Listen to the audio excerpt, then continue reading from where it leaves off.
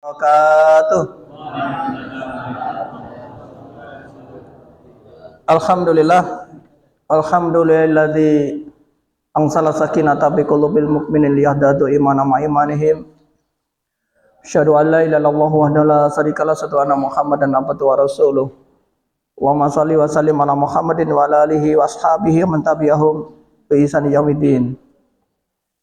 Ibu, bapak-bapak, saudara-saudara sekalian rahimakumullah, alhamdulillah wonten dalu menika Allah tasih paring nikmat hidayah yang luar biasa dumateng kita sedaya. Mugi-mugi seluruh potensi nikmat hidayah menika saged kita manfaatkan, maksimalkan untuk meningkatkan nilai takwa kita dumateng Allah Subhanahu wa taala. Sakit konsen nama mboten. Aja sik dum-dum napa kuwi. Dum-dum pipil. Oh gitu. Mantap, alhamdulillah.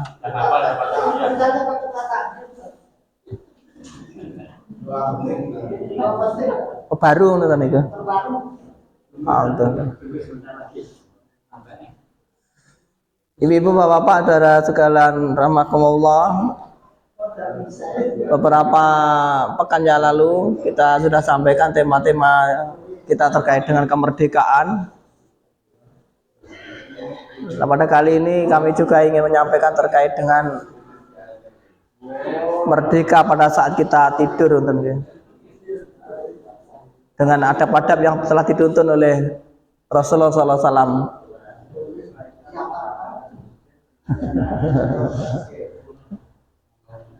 Tetapi saya perlu perhatian khusus.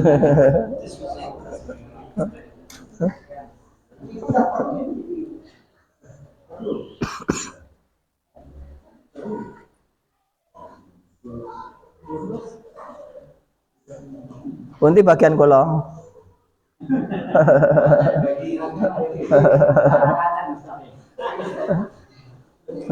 Ya kan paling tidak tahu tahu.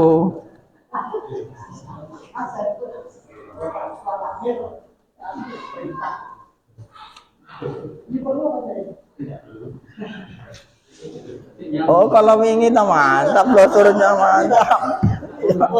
Allah hebat, mantap lah. Ya, itu tuh. Ya wes, ibu-ibu bapak-bapak sekarang nama Allah. Kita lanjut.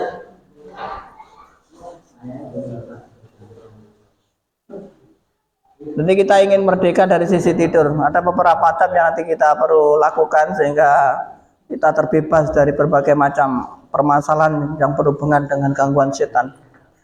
Ibu-ibu, bapak-bapak, saudara-saudara sekalian rahimakumullah. Wes sakit konsentrasi ya dereng niki. Sampun. Mergone niki iki ya rada lucu ngoten. Dadi ya lucune niku sing ora ndek bojo bingung, sing ndek bojo. Maksudnya gini. Sing ora ndek bojo bingung, sing ndek bojo wis sepuh ngono dadi terus bingung iki. Iki kaya ora kan disen-disen le marene aku ngono. Pak Bati kenal kok saiki ngoten nggih. Ya ngoten napa lah.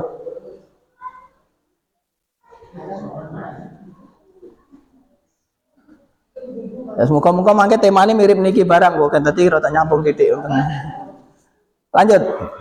Bapak Ibu Allah, tetap kami mengingatkan bahwa sedemikian dahsyatnya setan itu ingin menggoda kita karena dia sudah mendapatkan legalitas, telah mendapatkan rekomendasi, telah mendapat sertifikat. Nah, sertifikat isinya adalah untuk menggoda anak Adam keseluruhannya. Mulai dari Nabi Adam sendiri sampai nanti akhir zaman. Nah, dia itu menyatakan qala fa bima aqwaytani la'uqa dana lahum syirata mustaqim. Iblis itu mengatakan, menjawab pada Allah Subhanahu wa taala, karena engkau telah menyesatkan aku ya Allah, pasti aku akan selalu menghalangi mereka dari jalanmu yang lurus. Tumma kemudian pasti aku akan mendatangi mereka dari depan, dari belakang, dari kanan, dari kiri.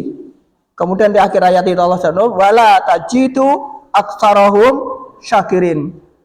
Kemudian kalian akan mendapati kebanyakan mereka itu tidak bersyukur, tidak taat pada Allah SWT. Dan alhamdulillah Bapak Ibu Allah, pada kondisi seperti ini banyak hiburan. Ternyata Allah masih berikan kita hidayah kekuatan, hidayah kemampuan untuk bisa hadir di sini. Dan ini ada sebuah nikmat yang luar biasa. Kinten-kinten sing jamaah mriki sing kesel ngaji karo sing mboten ngaji kira kok kathah sing iki.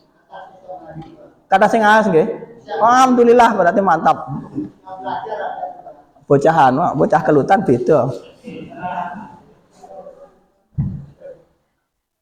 Bapak Ibu sekalian rahmatullah, kita lanjut.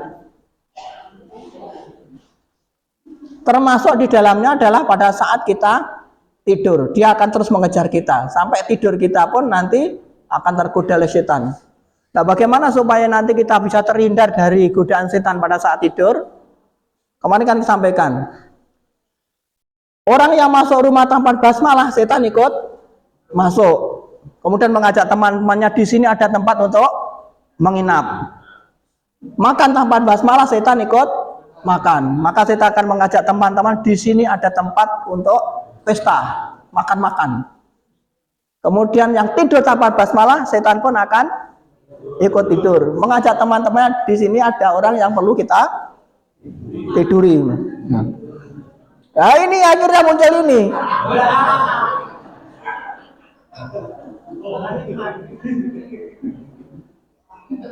Barang siapa yang berhubungan suami istri tanpa basmalah, maka setan pun ikut rame-rame. Terus bagaimana bismillahnya? Ternyata sudah dikasih ini, bismillah, Allahumma janibna syaitana wa janibis syaitan ma rozaktana. Mantap. Masjid Nur Rahman gak kalah Bapak ya. Ngapunten ya, mboten muka-muka mboten tersindir. Lanjut. Jadi kita berusaha untuk mengawali segala sesuatu itu dengan basmalah. Kemudian ada apa yang bisa kita lakukan sehingga nanti setan itu tidak ikut nimbrung pada kita. Yang pertama pada saat tidur adalah tidur dalam keadaan berwudu. Tidur dalam keadaan berwudu. Jadi kita usahakan sebelum tidur kita wudu dulu.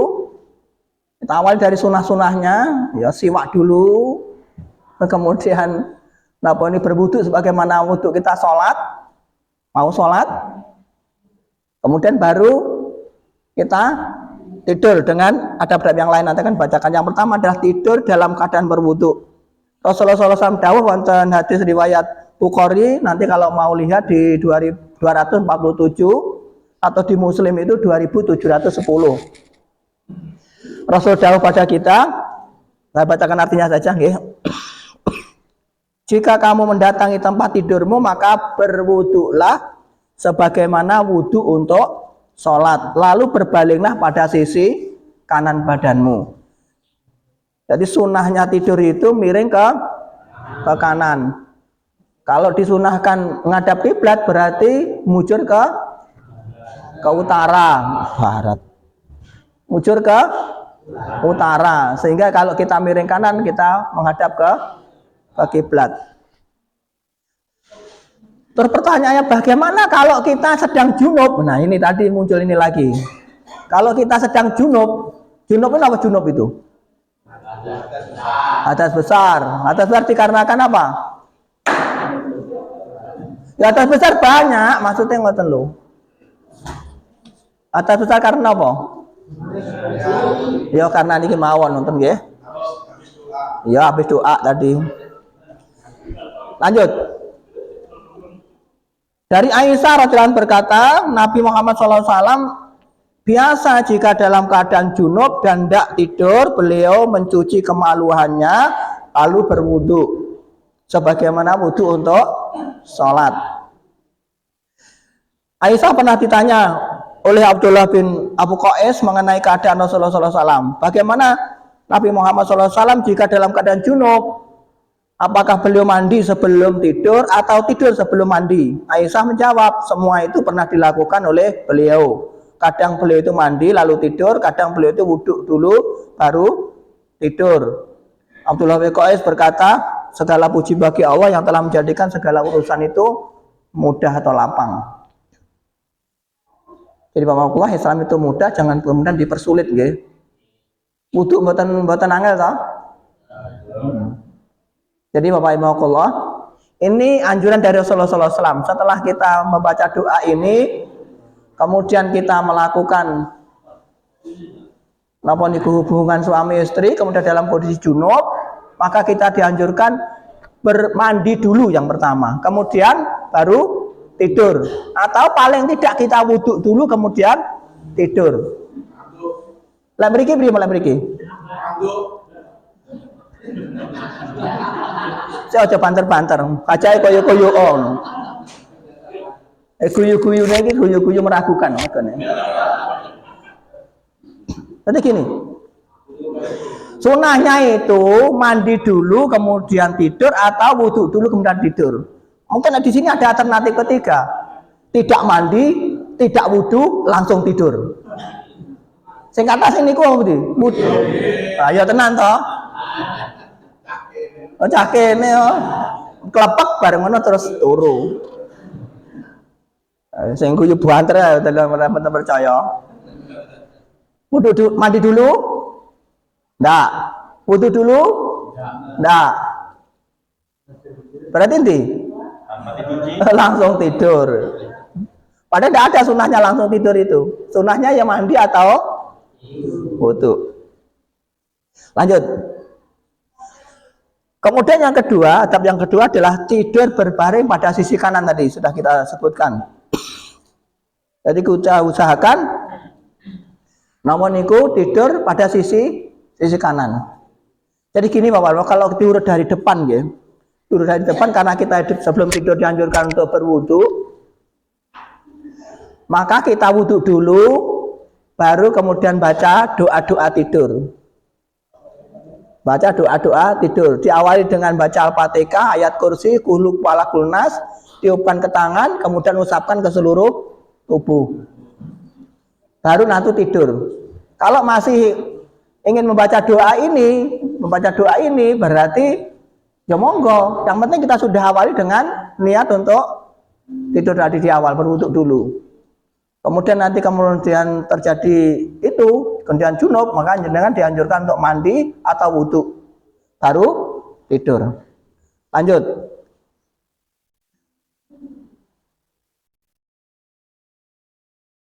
Kemudian kita yang keberapa ya? Yang ketiga adalah meniup kedua telapak tangan sambil membaca surat tadi, surat Al-Ikhlas, surat Al-Falaq, surat An-Nas. Kemudian di lain hadis kita dianjurkan untuk membaca ayat kursi. Makanya kalau dipadukan tadi saya sampaikan baca Al-Fatihah, ayat kursi, kuluk balak, kulnas, kemudian kita tiupkan ke tangan, usapkan ke seluruh tubuh. Insyaallah sudah sampun ngoten nggih. Yo kecuali sing dereng. Tapi kita ayo kasing dereng.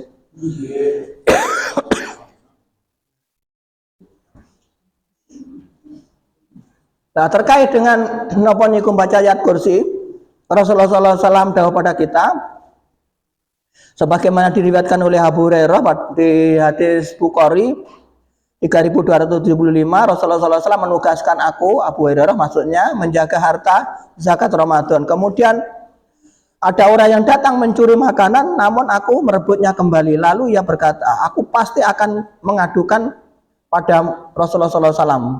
Lalu Abu Hurairah radhiyallahu anhu menceritakan suatu hadis berkenaan dengan masalah ini. Selanjutnya orang yang datang kepadanya tadi berkata, jika kamu hendak berbaring di atas tempat tidurmu, bacalah ayat kursi. Karena dengannya kamu selalu dijaga oleh Allah dan setan tidak akan dapat mendekatimu sampai pagi. Nabi Muhammad SAW bersabda, benar apa yang dikatakan oleh orang itu, padahal dia itu adalah pendusta. Dia itu adalah setan. Setan dari jenis jin. Kemudian Selanjutnya adalah membaca doa tidur. Ada banyak doa tidur Bapak Ibu, kalau jenengan nanti mau membaca, jenengan pilih yang mana terserah. Bukhari 6312. Bismika amutu wa ayya. Ada yang baca ini? Nah, itu berarti jenengan baca Bukhari 6312. Atau ini, Bismika Allahumma amutu wa ayya. Ini Bukhari 6324. Ada yang baca ini? Atau baca ini? Bismika namutu wa nahya. Itu Bukhari 7395. Atau baca ini, Allahumma bismika amutu wa ahya. Bukhari 6314. Atau Allahumma bismika ahya wa amut. Ya ini Bukhari 7394. Atau ini yang terakhir, Allahumma bismika ahya wa bismika amut. Iya kabeh malian. Jan pinter. Mana nek padha kabeh. Niku Muslim 2711. Allahumma bismika ahya wa bismika amut. Kemudian yang keenam Bapak Ibu, sebisa mungkin dimaksimalkan untuk tidur di awal malam. Tidur di awal malam, berarti setelah sholat Isya. Jenengan sakit nyari nama mboten lek bar Isya no. Dereng. Akhirnya ngobrol ngalor gitu ndak jelas, terus keturun ngono nggih. Sing akeh niki nggih. Maksudnya tidurnya tanpa niat. Yang terbanyak adalah ketiduran ngono nggih. Sik turuki niat nang mboten to jenengan iki. Niat tidur ngarep TV aku klepek tidur TV. Muga-muga mata mriki sae lah. Bapak Ibu, kemudian setelah kita tidur, setan ternyata tidak berhenti untuk menggoda kita sampai kita nanti akan dipengaruhi di dalam mimpi-mimpi kita. Maka di dalam hadisnya Rasulullah SAW tahu pada kita bahwa ru'yatu salatun. Mimpi itu ada 3. Mimpi itu ada 3. Yang pertama adalah mimpi yang baik itu berasal dari Allah. Kemudian mimpi yang jelek yang menakutkan itu dari setan. Sedangkan yang ketiga adalah kipen-kipenan. Apa niku? Apa? Ya kipen-kipenan ya. Mimpi karena siangnya baru melakukan sesuatu, jadi terbawa mimpi. Lah biasanya mimpi tergantung pada waktunya. Kalau orang Jawa ini kan niteni ya waktu niku. Dengan apa istilahnya kalau orang Jawa itu? Mboten. Waktu-waktu di dalam malam itu loh. Ya sih sama ini tadi siapa tadi? Titi Yani, Kondo Yani, Pospo Tajam. Jadi itu adalah waktu awal malam, kemudian pertengahan malam dan akhir malam. Dan kaya Peter dan jenengan dan. Lah iya. Titi Yani, Kondo Yani, Pospo Tajam. Napa berarti apal? Mergane gane anu. Diwarai kalau komandan nih kok. Titi Yani itu kira-kira baca Isya sampai jam 11. Ya. Nah, Kondo Yani ini kira-kira nanti jam 11 sampai jam 2, jam 1 atau jam 2. Lah Puspo Tajem itu ya sekitar jam 2 sampai subuh. Itu waktu sepertiga malam terakhir. Itu kalau mimpinya mimpi yang baik. Biasanya mimpi-mimpi yang indah-indah. Hah? Jadi mimpi indah kan jenengan piye to?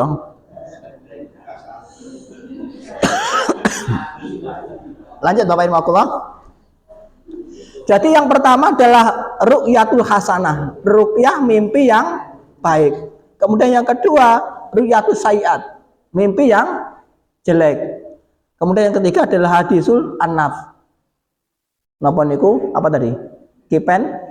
Kipen-kipenan atau mimpi yang berasal dari pikiran atau imajinasi. Karena napa niku ya mikir apa dalam pikirannya. Bapak Ibu nakullah. Kemudian apa yang kita lakukan pada saat kita mimpi yang jelek? Apa yang kita lakukan apabila kita mimpi yang jelek? Yang pertama adalah kita berta'awud dengan meludah ke kiri. Dalilnya adalah Rasulullah SAW dahulu pada kita di hadis riwayat Bukhari, mimpi buruk berasal dari setan, maka jika salah seorang di antara kalian bermimpi buruk, hendaklah meminta perlindungan kepada Allah. Lah, doa perlindungannya apa? Jenengan terserah, kalau ingin yang pendek ya auzubillahi minasyaitonirrajim. Atau bisa juga membaca ini, Allahumma inni a'udzubika min amali sayyatin, kemudian wa sayyiat ahlam. Atau baca doa ini yang agak panjang bisa juga. Audzubika limatilai tamah min ghadabi wa iqabi wa syari ibadi min hamasati sayyatin wa ayahdurun. Akhirnya jenengan sing apa sing niki? A'udzubillahi minasyaitonirrajim. Ayo terserah jenengan, yang penting kita membaca ta'awud. Mulai rapal ngono takon moto kopek neneh kok.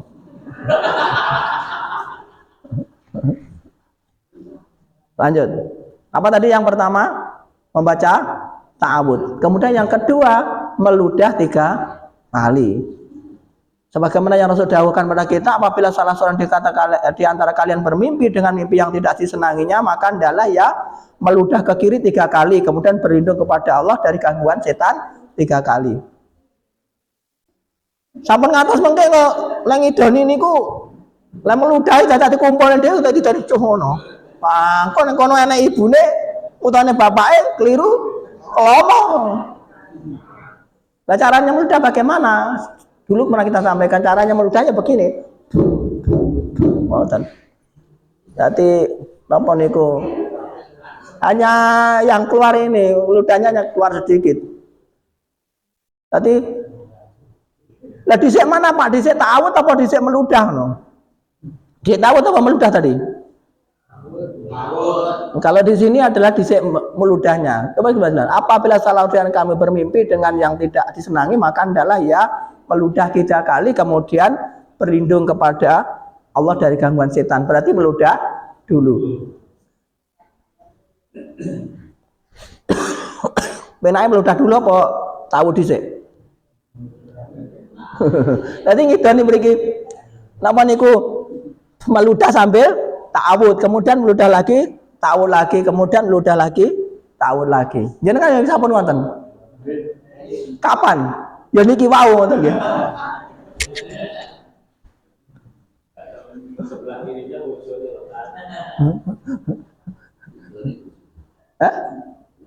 Oh iya kok nek wong. Tapi lek mimpi Pak iki maksudnya tidur ini. Jenengan kok. Kemudian yang ketiga, supaya kita terhindar dari gangguan setan, yang ketiga adalah kita sholat. Apa? Sholat. Jadi bangun kemudian sholat. Jenengan kan sampai ilmu toh bahwa orang itu dalam kondisi tidur diikat dengan 3 ikatan. Terlepas pada saat kita bangun, terlepas pada yang kedua apabila kita berwudu, kemudian yang ketiga terlepas apabila kita sholat. Dan setan akan lari dengan terkencing-kencing, terbirit-birit. Langkah ketiganya ada tadi apa Bapak? Sholat. Rasul dawuh di dalam hadis riwayat Bukhari, karena itu jika kamu bermimpi yang tidak kamu senangi, bangunlah kemudian sholatlah. Bangun dan sholat. Kemudian selanjutnya apa setelah kalau kita tidak sholat, maka yang kita lakukan adalah merubah posisi tidur. Apa? Merubah posisi tidur. Kalau orang Jawa mengatakan malik bantal, ngoten nggih. Ya jane malik bantal niku ya hanya isyarat saja supaya posisi tidur kita berubah. Pindah nyanti. Arep pindah nyanti. Oh kamari kaya wakeh pindah-pindah lho. Oh, pas aku sasi-sasine beda isan. Dipikir lek loro atau telu atau papat. Setelah sholat, mungkin seseorang yang telah bermimpi buruk ingin tidur lagi. Rasulullah mengajarkan adalah ya napa niku mengubah posisi tidur. Rasulullah dawuh, apabila salah seorang di antara kalian bermimpi dengan mimpi yang tidak disenanginya, maka hendaklah ia meludah ke kiri 3 kali, berlindung kepada Allah dari gangguan setan 3 kali, kemudian mengubah tidurnya dari posisi semula. Lek murep berarti mlumah, lek miring kiri terus miring kanan. Biasanya jenengan murep apa mlumah? Murep ngipi terus akhir dilumahne ngoten nggih. Lanjut. Adab yang kelima adalah apabila kita bermimpi buruk tidak boleh diceritakan. Mboten parang dipun cerita-cerita nih. Mergane lek wonten mriki mesti ceritane mesti beda penafsirane. Estu. Mergane mriki kan kecuali duwe tafsir, duwe takwil yang ada di dalam Al-Qur'an punya tafsir sendiri. Ya sik kemut to, tafsir jenengan. Lah ya tenan to pinter nika. Sembarang kok iso tibake. Apa mimpi jelek itu misalnya jenengan itu tidak namun itu tidak kemana, tidak terbang tinggi, setelah terbang terus jatuh. Ternyata jatuh dari amben. Nate ngoten. Kalau ngono berarti kowe nek gangguan. Kan setan yang ganggu. Kemudian ada juga tidak ke mana, ke perairan, ke sungai, ke laut. Terus sampai sana terus kerem, kelelep. Nate ngoten? Atau dijak ke hutan, ke mana? Ke kuburan, terus kemudian tersesat. Bingung ngarep mulai. Nate? Panggah nate, mah berarti kene muakas yang kena gangguan gitu. Kemudian ketemu karo makhluk-makhluk aneh, makhluk kecil, makhluk besar, makhluk yang warnanya hitam, makhluk warnanya merah, makhluk yang putih ngono nggih. Atau ketemu makhluk-makhluk gaib, dideni ngoten. Jenengan yang neng mimpi tahu dideni ngoten? Pernah, enek-enek manggan. Wonten mriki nggih enten anu ketemu dicokot digigit binatang buas, ular, singa, buaya, harimau, serigala, nate pangganjan tepak wonten mriki kabeh lengkap. Mengapa kok tidak boleh ulah nyokot? Lah ulah nyokot apa takwile? Oh dapat jodoh. Ya lek jenengan nek sik enom, lek ngono ki beda-beda malih. Kula nomere pira mesti ngono. Pinten Pak nomere Pak? Kula. Oh ya apa mesti pinter kae.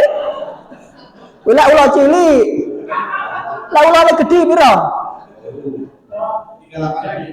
Pira? Lek ulane kecilik 32. Lek ulane gedhi pira? Ulo naga pira? Ora apal berarti. Apa itu apal? Apal. Mergone nanti diceritani. Jere nomere 26 tapi mbok bener ora. Ulo naga jere. Lah awal dimimpi jelek diceritakan, oleh-oleh mesti maksiat. Diudoni. Lah mboten ini larangan mengapa kita tidak boleh bercerita terkait dengan mimpi yang buruk. Yang pertama adalah setan memiliki andil dalam mensuasanakan mimpi kita sehingga dengan mudah ia akan membuat bayangan mimpi yang menakutkan bagi manusia. Akhirnya yang mengikuti napa tafsirnya ketemu wedi terus napa cari perlindungan. Biasanya berlindungan kepada Allah, kemudian berlindung kepada temannya setan. Sinten iku temannya setan? Ayo ngono. Terus bareng ngono TKI TKI bulan, TKI nopo ngono. Jenengan yo nate ngoten niku. Umpamane atus biyen, alhamdulillah biyen. Pokoke awake dhewe iku nikmat lek punya masa lalu ngoten niku. Tapi lek terus saiki bahaya. Keleren kudu. Kemudian yang kedua, mengapa kita tidak boleh menceritakan mimpi? Karena Rasulullah SAW menyarankan kita agar mimpi buruk itu tidak diceritakan. Kemudian apa yang ketiga, mengapa kita kok tidak boleh menceritakan mimpi yang jelek? Karena mimpi yang buruk itu terwujud ketika seseorang berusaha menafsirkannya. Apa meneh sing nakmil nih ngono-ngono kuwi bahaya. Cokotullah, temu jodoh. Kalau nikah lagi itu jelek apa? Kalau nikah lagi itu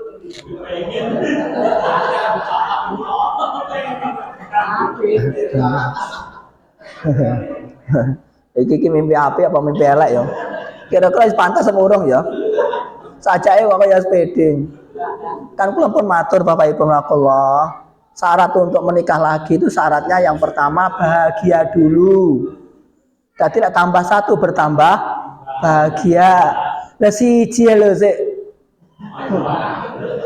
tukaran ae lho. Lah ngono arep tambah loro dadi kerah kok. Telu berarti bertambah-tambah bahagia atau sangat bahagia. Papat berarti super bahagia. Lang siji wis pat-pat. Nanti omong ibuke lho, kenangan. Siji pat-pat arep loro. Napa mboten pareng-pareng? Tapi syaratnya gini ku mau. Syaratnya apa tadi? Bahagia. Lah siji ndak bahagia kan loro bahagia napa mboten? Ya kerah. Apa tidur pisan ngono karepe? Ya. Lah iya yo ngomong siji awake pengen nambah dulur tapi malah medot dulur, menyelesaikan orang lain tapi diri sendiri masalah. Kaya kuwi jenenge cara ingin menyelesaikan janda tapi membuat istrinya jadi bener masalah nanti. Hati-hati yo. Bisa diterus nih. Rati kereng iki kok kebablasan gitu. Tapi lebih cukup bahagia enggak masalah. Saya setuju nak terne. Lanjut, tolong nanti aku mau. Walau udah pun kalah lagi mau tambahan itu. Kemudian yang selanjutnya keenam, tidak menafsirkan mimpi dengan penafsiran negatif. Ngoten. Jadi orang lain nafsirin dengan penafsiran negatif, butuhnya penafsirannya adalah penafsiran yang baik-baik saja. Dengan apa niku yang baik. Tadi tafsir jelek mungkin setan terus nih. Nanti kapan kita sampaikan bagaimana setan itu datang pada diri kita. Pada saat seperti apa? Salah satunya adalah pada saat kita apa niku ngagak-ngagaki senjata. Kamu niku ngagak-ngagaki no. Niku mboten pareng kok dituruni setan nek tiyang Jawa kan ngoten nggih. Ini kan bener tadi setan itu akan datang pada saat kita ya termasuk mancing-mancing ngeten iki ngagak-ngagaki. Atos-atos. Lek diterusne tenan kok demen ngono ya. Ya, ora wani malian. Mbake mengguyon. Mimpi itu berada di kaki burung atau mengambang selama tidak ditakbirkan atau ditafsirkan. Jika ditakbirkan bisa menjadi mimpi itu terjadi. Itu di dalam hadisnya Rasulullah SAW. Kemudian kok panggang ngipi, Pak ora ilang-ilang bener panggang ngipi. Apa yang kita lakukan pada saat kita tidur mimpi jelek? Membaca ayat kursi. Jadi pada saat mimpi teringat, setelah itu baca ayat kursi. Kok panggang ngipi ae? Itu berarti neng jerone iku eneng. Mungkin karena dulu pernah masa lalu memang setan itu dimasukkan ke tubuhnya dengan cara apa? Ya ilmumu yang jangan cari dulu itu. Ada yang golek brojo musti, ada yang golek ketek putih, macan putih, buta ijo, nomale. Susuk, nomale. Pelet. Itu memasukkan setan ke dalam tubuhnya. Dia sendiri yang mengendaki untuk dimasukkan, ngoten lho nggih. Tak kira lek karo rumah lho, Pak. Karo rumah kok carane salah. Panjenengan pirsani. Cara-caranya kira nek Islami napa mboten? Ya poso, tapi posone ndak Islami. Ya wirid dikir tapi wirid dikir ndak Islami. Terus yang teko sinten? Ya setan. Nek mboten percaya iya kapan ngoten. Ini sering terjadi Bapak Ibu. Jadi rata-rata wong sekti, dia kesaktian itu gampang ngipi, kayak ngipi banter, terus ngoroi banter ra umum. Kemudian sering kelindih. Jadi ibu-ibu bapak kalau sering kelindih, sering tindihan, sering ngigo, ngorok banter, itu biasanya wong sekti biasanya. Maksudnya akeh setane ngoten ngono.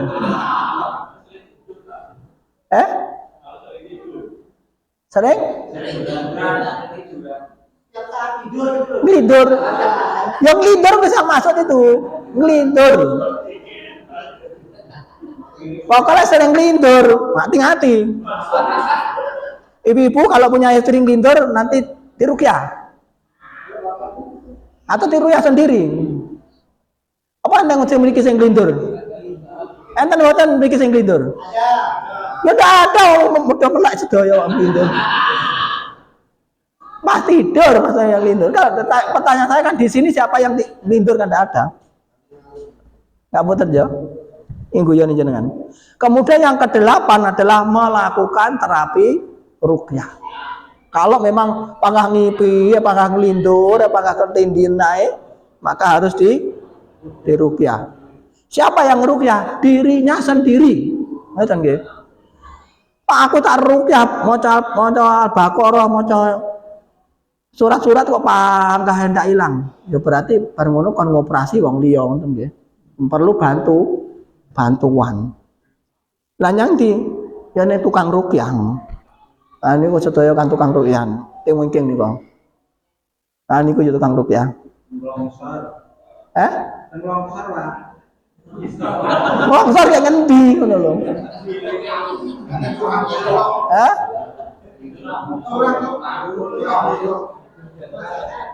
Oh, nah ini kok terapi sehat. Lanjut. Mungkin dari sini Bapak Ibu ada yang mau didiskusikan terkait dengan tidur, adab tidur dan mimpi buruk. Monggo. Sebentar. Ibu-ibu dulu ada? Nanti ibu-ibu yang biasane takon. Alhamdulillah wis paham berarti. Ya, monggo Pak.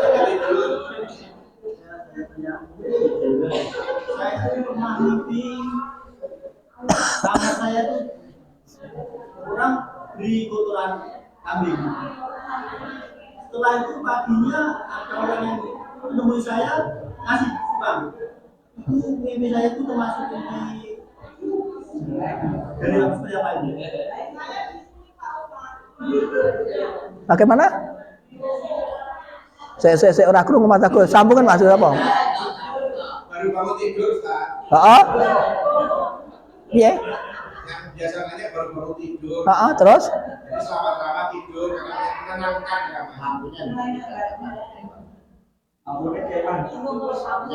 Oh, keturunan nonton. Oh, enggak, tadi saya nanyakan biasanya ada yang bertanya ibu-ibu kok enggak ada itu di mana orangnya. Ternyata di belakang. Mantap. Jadi ada pertanyaan Bapak Ibu. Pak, bagaimana kalau sebenarnya mimpi saya menurut pendapat saya jelek. Lagi mimpi dilempar kotoran hewan, tapi kok esuk malah oleh duit. Tafsirannya pokoknya sing apik-apik mawon. Dadi lek tasur ene wong lempari muga-muga oleh duit nggih. Pasti muga-muga nanti oleh rezeki yang baik. Pokoknya tafsirkan dengan tafsir yang baik. Biasanya lagi ngising ngono ya berarti penyakitnya metu ngoten nggih. Penak toh? Nama malih ngipi nama malih misale. Ya ngipi ngompol berarti nanti penyakitnya saluran kencing sembuh ngono. Lah nggih, lan nafsirne muga-muga penyakite ngoten. Jadi pokoknya nanti tafsiran kita harus tafsiran yang baik. Sekali lagi jangan ceritakan mimpi buruk kepada orang lain. Nanti kalau orangnya tidak paham menafsirkan dengan tafsiran buruk, maka setan pun akan menyesuaikan dengan tafsiran orang itu. Nah, ngoten. Lek takon nek kula mesti mungkin apik-apik ae. Pak, bandem apa dalem itu? Pak di bandem napa? Bandem kotoran. Atau ngipi napa? Mimpi menurut cerita di masyarakat, mimpi baik atau buruknya itu dilihat aplikasinya selama 3 hari. Makanya kadang-kadang ada kelompok berkeyakinan mimpi itu akan dapat jawaban dari 3 hari ke depan. Apakah itu jadi mimpi yang pertanda buruk atau pertanda keberuntungan? Itu memang tidak perlu disampaikan ke orang lain. Apakah bisa kita menganalisa itu sendiri? Itu yang pertama. Yang kedua, dalam ruqyah itu apakah bisa bisa sendiri atau sekelompok? Jika sekelompok, mungkin di depannya dalam rangka hari-hari tertentu kita bisa Jadi Bapak Ibu tadi di depan saya sampaikan yang pertama terkait dengan bagaimana kalau kita punya masalah dan diri kita. Sudah saya tegaskan, siapa yang meruqyah dirinya sendiri. Kan mau enggak konsen berarti. Kemudian kalau dirinya sendiri sudah tidak mampu baru ke orang lain. Ke siapa? Ke ahli ruqyah kan wonten. Kan pun. Kemudian pertanyaan kedua tadi, yang pertama tadi apa berarti? mimpi. Oh ya, mimpi. Bagaimana kalau mimpi itu kemudian kita diamkan selama 3 hari? Jadi intinya gini Bapak Ibu, bahwa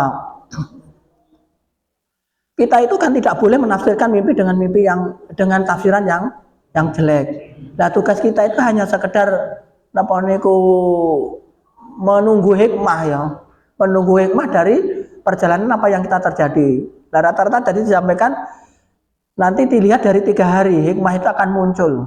Tapi jangan kemudian kita nanti kemudian takut kepada sesuatu yang kita mimpikan kalau mimpi jelek.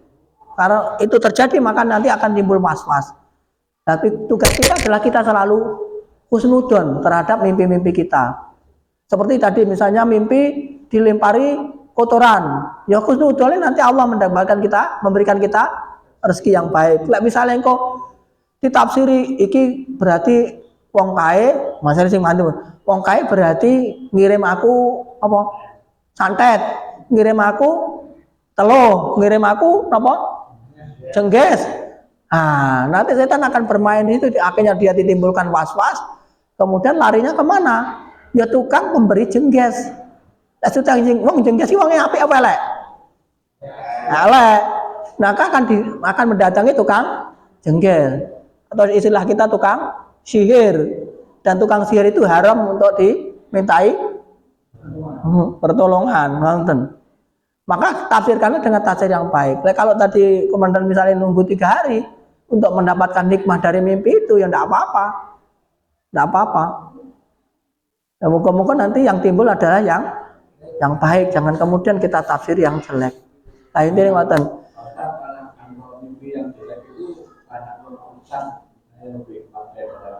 Ya. Maksudnya kita bermimpi. Ya. Ya, ini disampaikan bahwa itu kita boleh menyampaikan pada. Iya. Seandainya kita menyampaikan itu kepada ulama atau yang lebih ustaz misalnya. Oh iya. Jadi gini. Jadi Bapak-Bapak, jangan kemudian kita menceritakan mimpi yang jelek kepada sembarang orang, termasuk pada istrinya. Kalau istri kita ada wedi terwas-was, nanti setan akan bermain. Lah kepada siapa mereka itu? Ya kepada orang-orang yang ahli takwil, Di sini tidak ada ahli tahwil, tadi ya jangan sampai kemudian kita kemana. Terus bagaimana kalau kita ingin bercerita ya memang orang-orang yang berilmu terkait dengan masalah keislaman. Insya Allah nanti takwilnya mesti takwil yang baik. Nah, ngoten. Kepada ulama boleh, karena rujukan kita ke situ, bukan kemana-mana. Karena Rasul sudah jauh pada kita bahwa ulama itu pewarisnya para nabi. Tidak ada nabi, nanti ya kepada pewarisnya nabi, pada orang-orang yang berilmu. Ilmu apa? Ya ilmu-ilmu yang terkait dengan masalah keislaman. Sekali lagi jangan sampai kita lari ke tempat yang salah. Aja sembarang wong jenengan mangke kalau lari ke nggone tanggane tafsire mengke. Jenengan mesti tintani muga-muga sesuk ngipin neh ngono. Mergane arti tafsir apa mau?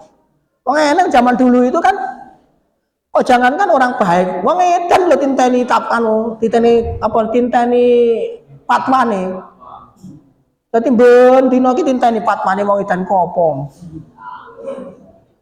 Muni sapi ngono ya moto sapi. Sapi nomere piro? Lah sing mburi dhewe kapal kae. Meneng ra gelem muni. Bahkan yang sekolahan iki ngoten, zaman kula sik sekolah niku ana sekolahan tertentu niku Pak gurune sing ulang tinteni kok ngomong apa ya ngono. Aja ditafsiri lho kok bahaya kok nyebut orang. Nah, kalau misalnya nyebut sepeda ini digoleki nomor sepeda apa ngono. Termasuk wonten mriki paling ya nek sing tukang niteni-niteni ngono ku zaman rumiyin. Nah, muga-muga mengke singgah malih kita tidak bercerita terkait dengan mimpi jelek kita kepada sembarang orang, kepada orang kecuali kepada orang yang kita percaya dari sisi keilmuannya. Jangan sampai kepada sembarang orang. Ngoten ngapunten. Kalau mimpi di apa itu dapat misalnya vaksin misalnya nomor gitu itu wis tambahin terus kena itu termasuk dari Allah atau Waduh, ini mantap pertanyaannya. Ini Ibu Bapak, pertanyaan yang luar biasa.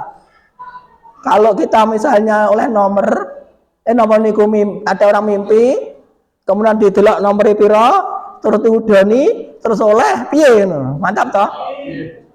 Kira-kira kudu nomor iki oleh apa ora? Iki kira-kira sih urung pasti.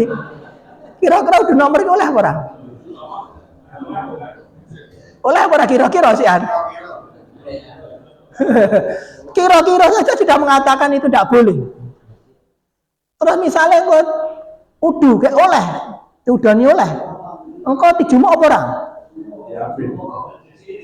Diambil, mesti harus diambil. Kalau tidak diambil dimanfaatkan. Terus diambil untuk apa? Kalau memang terpaksa diambil, itu tidak boleh dimakan. Diucapkan itu apa? Digunakan untuk fasilitas umum.